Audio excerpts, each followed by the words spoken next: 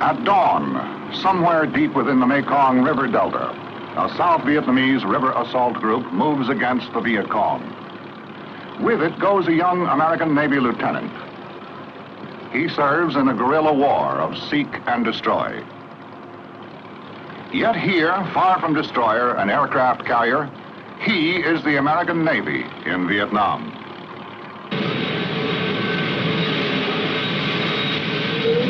On Yankee Station, somewhere in the South China Sea, another more familiar view of the American Navy in Vietnam.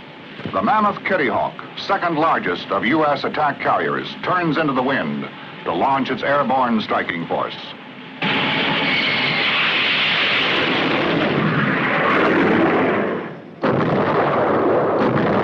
Not far away, along the coast, other units of the U.S. 7th Fleet take careful aim, on call from troops fighting ashore, and place supporting fire on Viet Cong concentrations.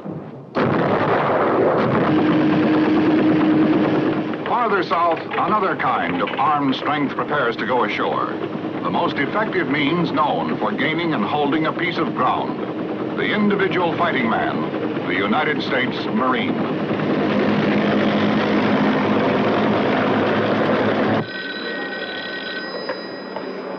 It's a packed billeting office. Alan speaking. Can I help you, sir? Inland at Saigon, a Navy chief works at a different kind of job.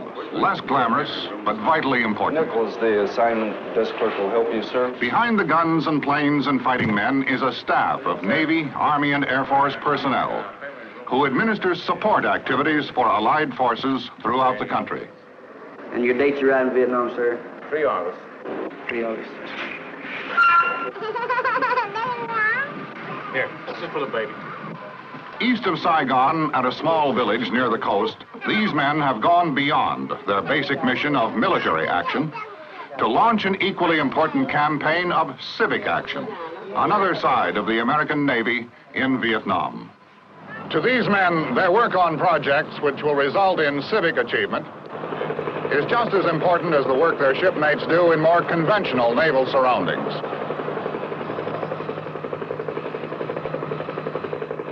I'm Chet Huntley. To most of us, this is the United States Navy. The aircraft carrier, the cruiser, and destroyer. The modern deep water Navy, extending American strength across the oceans of the world. But in Vietnam, the American Navy has done an unprecedented variety of different jobs. It has held command responsibility for all support activities. With the Army, it has been advisor to the South Vietnamese and has sent the Marines to help fight the land war. With the Air Force, it flies the planes which provide air power. And with civilian agencies, it pursues a vigorous program of civic action. These are the all-around capabilities demonstrated by a modern, versatile naval force in action. The American Navy in Vietnam.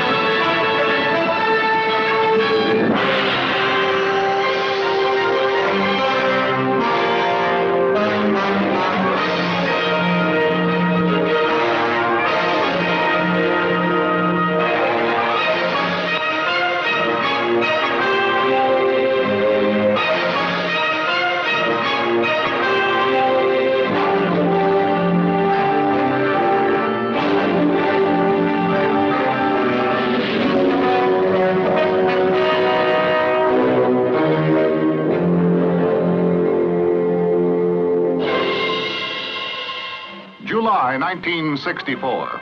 Off the coast of Vietnam, units of the United States 7th Fleet patrol the waters of the South China Sea.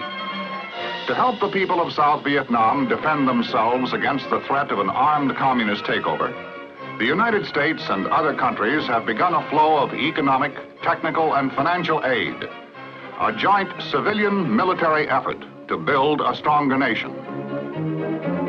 A small but dedicated South Vietnamese Navy is hard at work in an effort to deny the use of the rivers and coastal waters as supply routes for the Viet Cong. To bring knowledge of new techniques which can increase efficiency, a United States Military Assistance Command has been established. American Navy advisors work with the Vietnamese and help in many phases of training. HEDSUPACT, the United States Navy Headquarters Support Activity, has been established in Saigon. Already in mid-1964, the American Navy is in Vietnam. At the end of July 1964, the United States Military Assistance Command reports an increase in Viet Cong forces in South Vietnam. Then the Navy's role in Vietnam suddenly expands. On August 2nd, the United States Navy destroyer Maddox, on patrol in international waters of the Gulf of Tonkin, begins to track 3 unknown craft approaching from the northwest. They are identified as North Vietnamese PT boats, armed with torpedoes and 37mm guns. When warnings from the Maddox fail to stop the oncoming PT boats, she opens fire. The attack prompts the United States to strengthen its ready defense capabilities. The destroyer was carrying out a mission of patrol in those waters, in international waters. When it was attacked, it replied to the attack. It continued to carry out its mission today and will do so the remainder of this week in the same waters. The President has asked that the destroyer force be doubled and that an air cap, a combat air patrol, be available at all times on call to it. And as I think you know, he's issued instructions that in the event of a further attack upon our vessels in international waters, we are to respond with the objective of destroying the attackers. The Maddox, joined by the destroyer Sea Turner Joy, resumes its routine patrol. But the next night, the men on watch in the 2 destroyers once again detect unidentified contacts on radar. The attack by the North Vietnamese boats is renewed. After a 3-hour running battle, in which 2 of the PT boats are sunk, the attackers break contact. My fellow Americans, as President and Commander-in-Chief, it is my duty to the American people to report that renewed hostile actions against United States ships on the high seas in the Gulf of Tonkin have today required me to order the military forces of the United States to take action in reply. The performance of commanders and crews in this engagement is in the highest tradition of the United States Navy. But repeated acts of violence against the armed forces of the United States must be met not only with alert defense, but with positive reply. By the end of March 1965, air operations from Navy carriers in the South China Sea are underway on a daily basis. Also in March, in Operation Dagger Thrust, an integrated Navy-Marine Corps effort, 7th Fleet Marines land at Da Nang, then at Chu Lai, and later on the Vung Mu Peninsula. On land, the Allied forces fight to turn the tide of conflict from a retreating defense against guerrilla attacks to an offensive strategy designed to defeat the Viet Cong. During 1965, the United States Navy, with its ability to move quickly on short notice, is called upon to reinforce the United States position. In the short time since the Tonkin Gulf incident, American naval power rapidly expands from a supporting role to a full-fledged naval task force. Embodied in the forces of the United States 7th Fleet is almost every facet of modern naval power. Cruisers like the USS Canberra are built for fast speeds and long endurance. The destroyer, indispensable to any naval action, is the workhorse of the fleet. The USS Bainbridge, a destroyer leader, is largest of the destroyer class, the world's first nuclear-powered guided missile frigate. Both cruisers and destroyers, in addition to their traditional deep water roles, have been called upon to play a special role in Vietnam. Delta, this is Gamma 26 Charlie. target number 201, bearing 13. Whenever the need arises, ships of the 7th Fleet move quickly into position along the coast of Vietnam. Take their directions from a forward air controller or spotter who is in visual contact with the enemy. Fire for effect, over.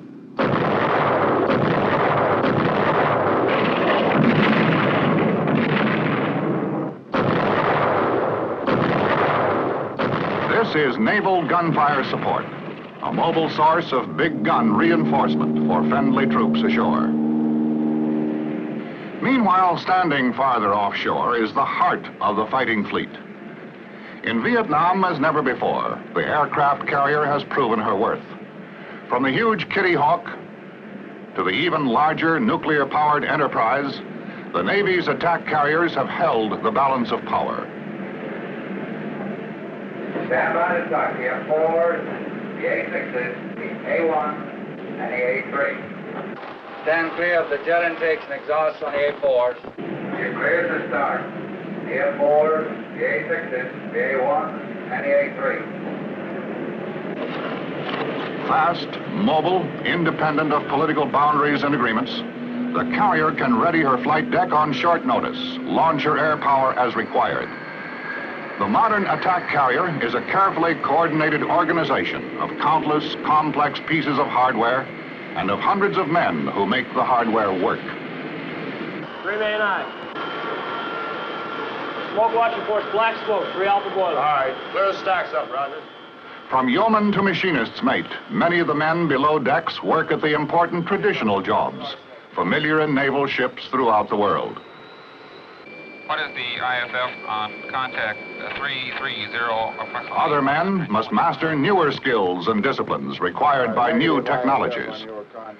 In the Combat Information Center, equipped with the latest facilities for rapid communication and data handling, a complete picture of the surrounding tactical situation is kept up to the minute by sophisticated electronic and computerized systems. Skip it, your pigeons 160, 80 miles, steer home plate, over. In other spaces and compartments, the carrier is equipped to keep almost anything she carries, from a coffee pot to complex avionics gear in combat-ready condition. This is event 7 Delta. We'll be running the Route 14 route recce from Pleiku down to Ban Mateau. There should be automatic weapons along the route. There's some artillery fire down just north of Ban Mateau. In a sense, the final responsibility for the success of the carrier's mission rests with a small group of men whose job is to master the intricate operation of a $1 million fighting machine, the modern jet aircraft. Okay, everybody get your radios and get the data down off the board here and you'll be ready to man them. The carrier's primary mission is to put these men and their planes in the air and on target.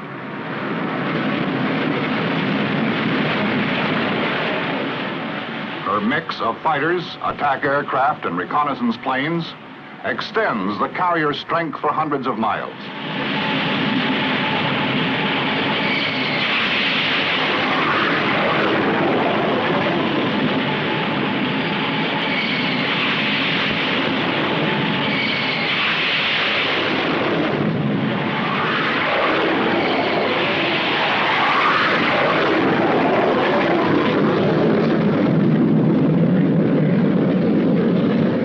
They seek out the enemy's strong points and selectively place striking power on targets where it will be most effective.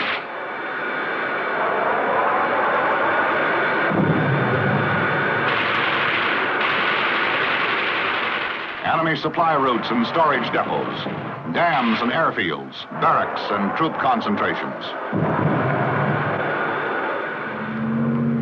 One of the best examples of the range and flexibility of naval power is the modern amphibious operation, a coordinated Navy-Marine Corps action designed to bring force in readiness wherever it's needed, put it ashore, and hold a piece of ground. In the years since World War II, amphibious landing techniques have been refined, modernized, and speeded up. In Vietnam, amphibious assaults by forces of the United States 7th Fleet have driven the Viet Cong from many strongholds along the coast.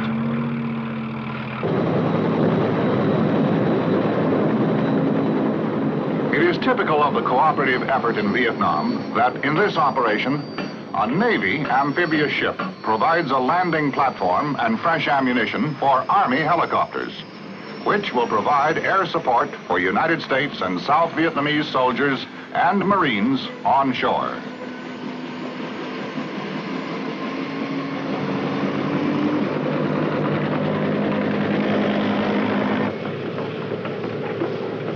One of the newest concepts in strike warfare is built around the LPH, or Amphibious Assault Ship, a completely equipped floating helicopter base with complete facilities for the service and control of an airborne assault.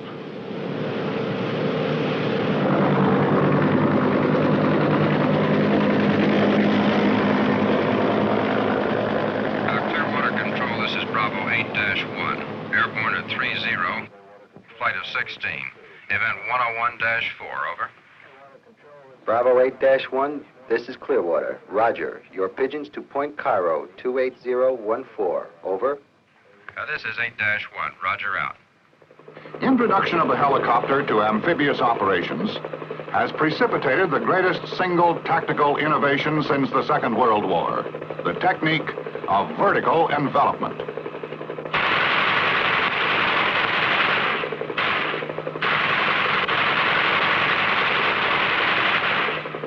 Marines are swiftly airlifted to land behind enemy positions, while the rest of the force assaults the beach. Completion of the mission is in the hands of the Fleet Marine, the Navy's most competent means of extending its power inland. It may be that the most unusual thing about the American Navy in Vietnam is the fact that it has played such an important role in Vietnam. The fact that the Navy, while it has carried out a wide range of assignments at sea, has also contributed heavily to the effort along the coast, in the rivers, and on shore. One of the most important jobs is the continuing patrol of Vietnamese coastal waters. Airborne patrols are flown day and night, around the clock, to ensure against infiltration of supplies and ammunition from the north. Clean cut. This is Bluebird 30. Large cargo junk position X-ray Romeo 7386. Request surface units investigate. Bluebird 30, this is Clean Cut. Roger, out. Suspicious contact report, sir? Very well, thank you. In Saigon, at the command center of U.S. Naval Forces, Vietnam, naval activities throughout the country are coordinated. Mr. Epling? Bluebird 30 aircraft has a suspicious contact here in the restricted zone. He says it's a large... One of the major efforts of this command is Operation Market Time, the Navy's name for the important task of coastal surveillance. We have a destroyer and a WPB in the area. I recommend we send the destroyer down there to investigate this contact. In this case, a destroyer escort is assigned to examine a suspicious contact reported by Air Patrol. Hold it for a second, Miko. Vietnamese Navy liaison officers assigned to each American ship check identity papers and cargo manifests. To be certain that an innocent cargo of fish or rice does not conceal Viet Cong guns, supplies, and ammunition, holds are open and inspected. Each day brings thousands of fishing and cargo junks to the river and coastal waters of Vietnam. The enormous task of Operation Market Time is to guard against the use of this normal marketing activity as a cover for smuggling and infiltration by the Viet Cong. In addition to destroyers and minesweepers, market time patrols are conducted by high-speed patrol craft called swift boats, and by cutters of the United States Coast Guard, whose crews are well experienced in this kind of work. One of the newest additions to the patrol efforts in Vietnam is the Navy's PBR. The PBR is a 31-foot plastic-hulled, water jet-propelled craft designed for high-speed operation in very shallow water. Quiet and highly maneuverable, it is used in Operation Game Warden, whose mission is to prohibit all Viet Cong movement in the Mekong River Delta. Patrols along the coast are coordinated with the Vietnamese Navy through its regional coastal surveillance centers. just as naval activities at all levels are coordinated between American and Vietnamese. Can Tho on the Bassac River is headquarters for Vietnamese River Assault Group 25. Here and at other bases throughout the country, officers and men of the United States Naval Advisory Group perform one of the most important roles of the American Navy in Vietnam. Side by side with his Vietnamese counterpart, the American advisor helps to fulfill the mission of the River Assault Group, to deny the waterways and hiding places of the Mekong Delta to the Viet Cong. I suggest we alert the Iraq patrols to keep a careful eye on this area for the next couple nights. Yes.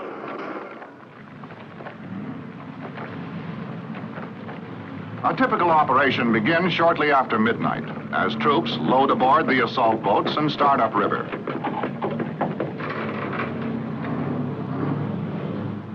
By the next morning, the assault group, which has moved several miles upriver to close with the Viet Cong force, launches its attack.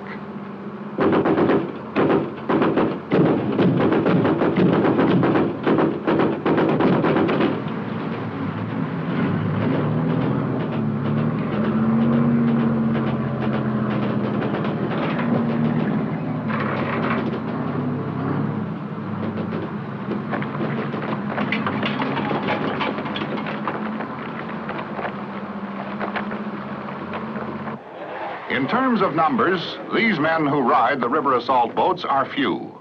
In terms of the overall Navy commitment, their contribution is great.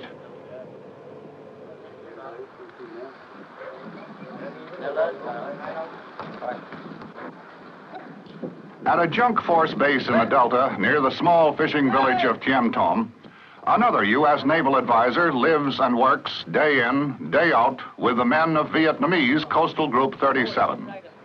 With his counterparts, the base commander, he takes part in every phase of the daily routine.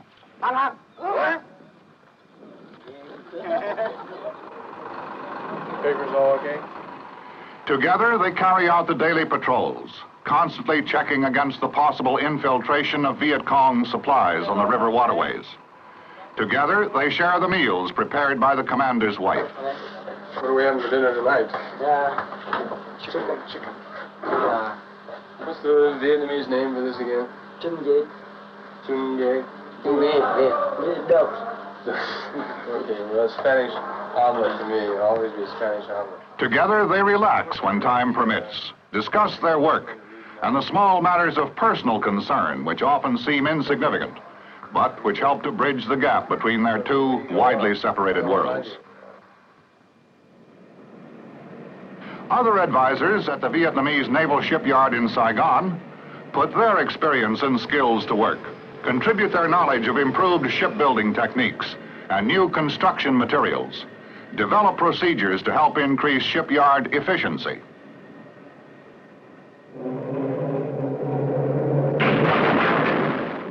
At Chu Lai and Da Nang, at Tai Ninh and Pleiku, from the Delta to the Central Highlands, the Seabees, naval construction experts, are at work on a wide variety of vital projects. Often working behind the scenes, the Seabees don't make headlines. But without the things they do make, the headlines might never appear. From airfields and roads to hospitals and storage depots, the Navy construction battalions move from project to project, pursuing the accomplishment of their CB motto, can do.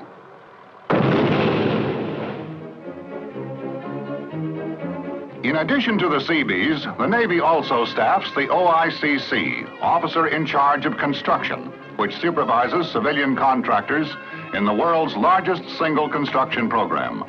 The OICC plans and builds military facilities throughout the country. At Saigon, the Navy has established the major medical facility for United States and allied personnel. The quality of medical service in Vietnam has reduced mortality from battlefield casualties to an unprecedented low. By the end of 1965, Head SUPACT, the in-country support activity, has grown into the Navy's largest single overseas shore command.